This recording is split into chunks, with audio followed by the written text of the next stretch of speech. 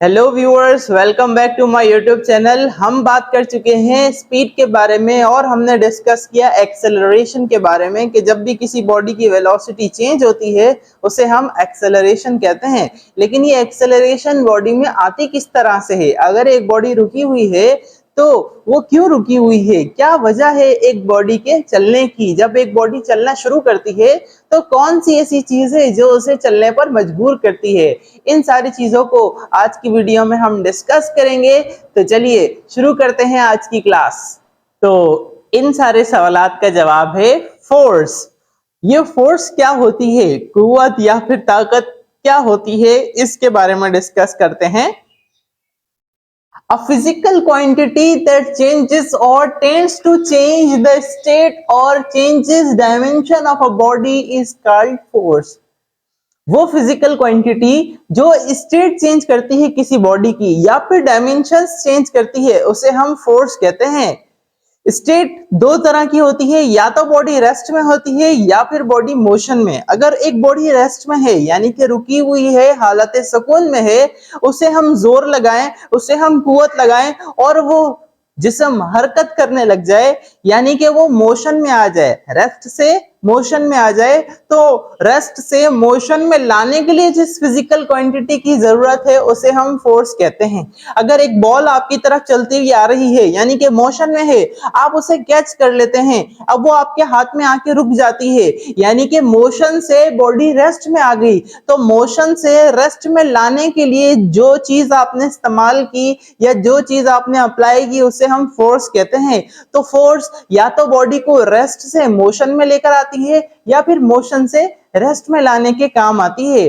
और ना सिर्फ बॉडी को मोशन में लाती है या फिर स्टेट चेंज करती है, बल्कि बॉडी की शेप भी चेंज करती है। अगर हम एक स्प्रिंग लें और उसे दबाएं तो दोनों तरफ से अगर स्प्रिंग पे फोर्स लगती है तो स्प्रिंग की शेप बिगड़ जाती है। तो शेप को बिगाड़ने के लिए यानी कि बॉडी की डायमेंशंस को चेंज करने के लिए भी फोर्स काम आती है।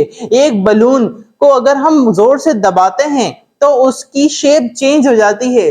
तो ये जो शेप चेंज करने के लिए यानी कि डिफॉर्मेशन के लिए जिस चीज की जरूरत होती है वो भी फोर्स होती है। फोर्स के क्या क्या असरात होते हैं, क्या इफेक्ट्स होते हैं, ये भी देख लेते हैं। Force set in motion.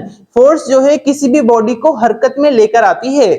Changes the velocity. अगर एक बॉल है, फुटबॉल, बहुत स्लो स्लो आगे जा रही है और आप इसे शूट करते हैं और बहुत तेजी से किक करते हैं इसे, तो वो बॉल की रफ्तार स्लो से फास्ट हो जाती है, तेज हो जाती है। तो जब भी एक बॉल की या किसी भी चीज की वेलोसिटी चेंज होती है उसकी वजह भी फोर्स होती है। Change the direction.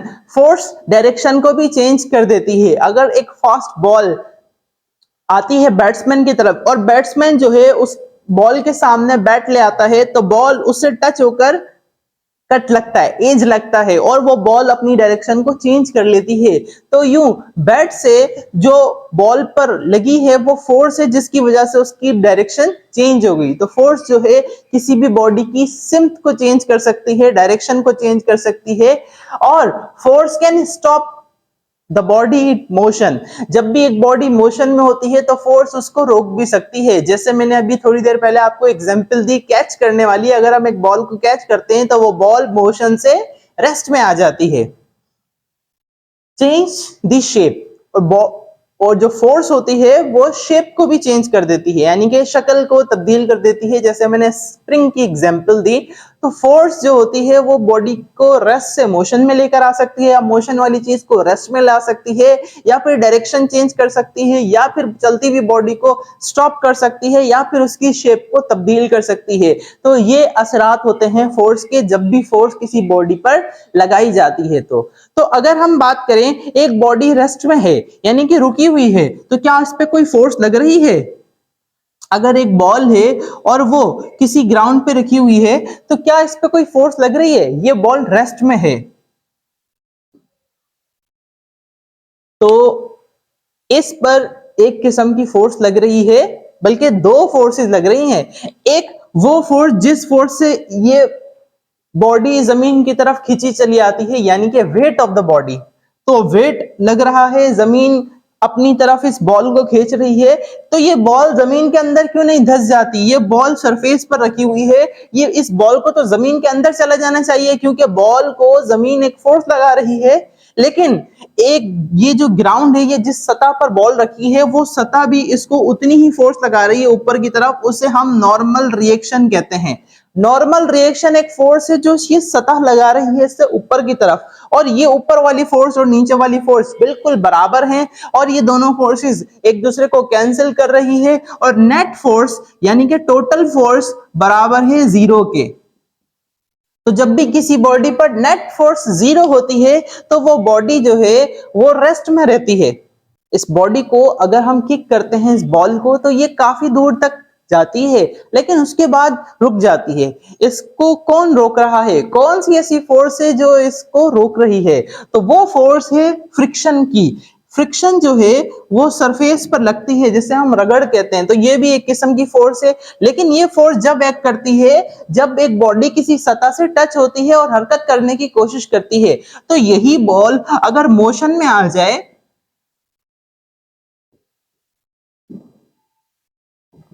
अगर एक बॉल मोशन में है और ये मोशन काफी दूर जाने के बाद रुक जाता है, वो इस वजह से क्योंकि इस पर अपोजिट डायरेक्शन में लगने वाली एक फोर्स है जिसे हम कहते हैं फ्रिक्शन।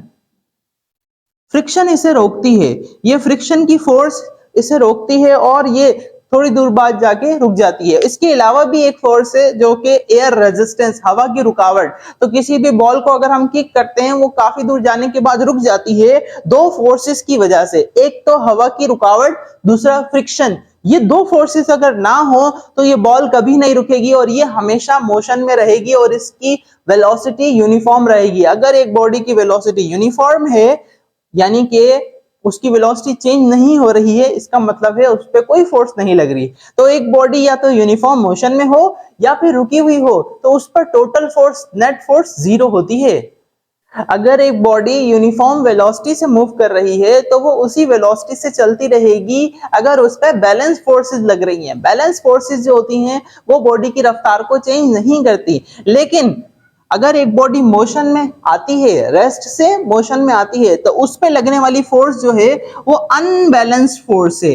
अनबैलेंस्ड फोर्स बॉडी के अंदर एक्सेलरेशन पैदा करती है। जब भी किसी बॉडी पर अनबैलेंस फोर्स लगती है तो बॉडी तेज हो जाती है, उसकी रफ्तार तब्दील हो जाती है। तो अनबैलेंस फोर्स जो है वो बॉडी की रफ्तार को चेंज करने की कोशिश करती है, और जब भी रफ्तार चेंज होती है उसे हम एक्सेलरेशन कहते हैं। यानी कि अनबैलेंस फोर्स जो है वो एक्सेलरेशन पैदा करती है और बैलेंस फोर्स एक्सेलरेशन पैदा नहीं करती है। तो ये दो तरह की फोर्स की टाइप्स आप हमेशा याद रखेंगे। जब भी बैलेंस फोर्स का जिक्र आएगा तो इसका मतलब है बॉडी में एक्सेलरेशन पैदा नहीं हो रही, और अनबैलेंस फोर्स का जब जिक्र आएगा तो मतलब एक्सेलरेशन पैदा हो रही है। तो जब भी किसी बॉडी में एक्सेलरेशन पैदा होती है, वो फोर्स की वजह से होती है। जितनी ज्यादा फोर्स लगाएंगे उतनी ज्यादा एक्सेलरेशन पैदा होगी।